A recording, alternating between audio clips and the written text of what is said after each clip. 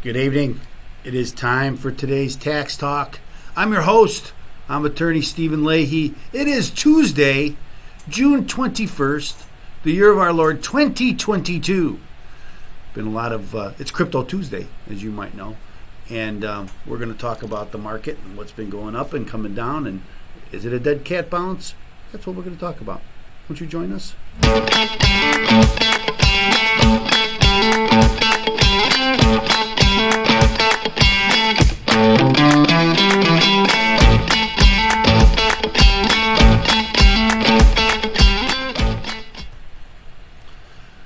So that's what we're going to talk about. You may have. I like the cat there. I don't know if you know what a dead cat bounce is, but that's what we're going to talk about. What that is, and is this one of them? The market. That's the news this week in cryptocurrency. There's a lot of other things happening. Can't really get around the big news, and that's the big drop, not only of Bitcoin but of all the cryptocurrencies. And so, well, let's begin where we start every Crypto Tuesday, and that's at the at our favorite place. Let's see, which is coinflip.tech. Coinflip.tech, and they so let's see where we were from last week. First, where we last 24 hours, they're all just went. Ethereum just went negative. It was positive just a moment ago, and it just went negative for the day. Last 24 hours, but fairly stable. Not great losses, not great gains. Let's look at where we were last week from the last time we were together here at today's Tax Talk. Bitcoin hit below the $19,000 level today a little bit, so it's down dramatically from where it was.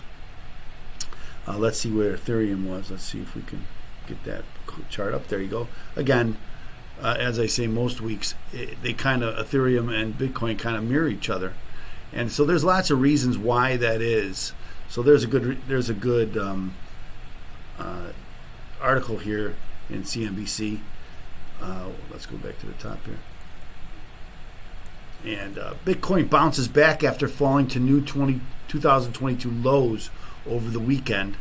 Kind of had everybody in a tizzy over the weekend. But before they do that, because he's going to mention in here a dead cat bounce. So let's talk about what a dead cat bounce. This is a Merriam-Webster website. A brief and insignificant recovery as of stock prices after a steep decline. Examples.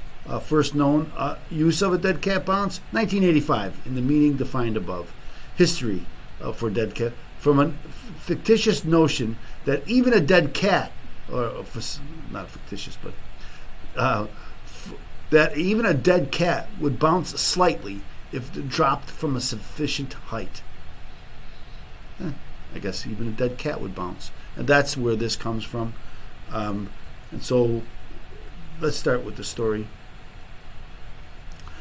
Bitcoin jumped on Monday after a cryptocurrency fell below its 2017 high over the weekend, but investors remained on edge thanks to a slew of negative crypto headlines and macro factors keeping pressure on sentiment. The world's largest cryptocurrency by market cap climbed above the $20,000 mark for much of the day Monday. However, it last edged lower by less than 1% to $20,005.46, according to Coinmetrics. I would have gone to coinflip.tech, but that's just me. Over the weekend, Bitcoin fell as low as $17,601.58. Meanwhile, Ethereum inched higher by less than 1% to $1,102.86. While investors will welcome the rebound, Bitcoin still sits 70% below its all-time high hit in November. It's down 57% year to date. Many have suggested a market bottom could be close, but with so much economic uncertainty remaining, Bitcoin still has more downside potential, according to this crypto market analysis. Bitcoin's weekend dip was, to put it simply, not deep enough, he said. The macro environment has not really changed from last week's FOMC meeting, the Fed. there still has not been a clear sign of inflation coming down, and the Fed may still drive the economy into recession by raising rates too aggressively or simply by failing to tame inflation. Dead cat bounce. Here we go. With Bitcoin unable to hold convincingly above $20,000, industry watchers said the rally might be short-lived. The vice president of corporate development and international at crypto exchange Luno, they have their own problems, told CNBC that unless the price of Bitcoin closes above 23,000 on a daily time frame basis, the odds are this is a dead cat bounce. We're oversold, so a bounce was expected, he added. The broader cryptocurrency market has been plagued by a number of issues in recent weeks, beginning with the collapse of algorithmic stablecoin Terra USD and associated token Luna. Attention has now turned to crypto lending companies that promise users higher yields for depositing their digital coins. Last week, Celsius, a company with 1.7 million customers and nearly 12 billion of crypto assets under management, paused withdrawal of funds for customers, sparking concerns that it was insolvent.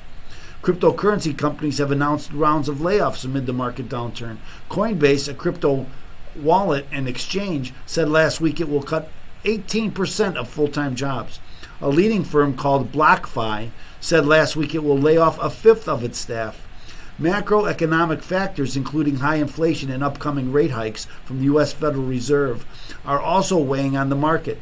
When inflation is on the doorstep and with the rate hikes in offing, the risks of recession round the bend are high. The push me pull you of higher rates sapping cash from mortgage house owners means people are psychologically bracing and paring back, and digital assets are suffering this.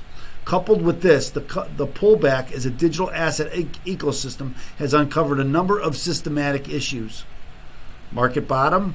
Or is it a dead cat bounce? Given the fall in cryptocurrency prices in the last few weeks, some observers said that the bottom to the market could be close. I like that. It could be close. Doesn't mean it is close, but it could be. Or maybe it already reached. Maybe it's not a dead cat bounce. The Squawk Box Europe of Monday that we're close to a point where some of the real excess leverage has now been driven out of the system and a bottom can begin to be formed. Leverage refers to trading in which investors effectively use borrowed money to make trades.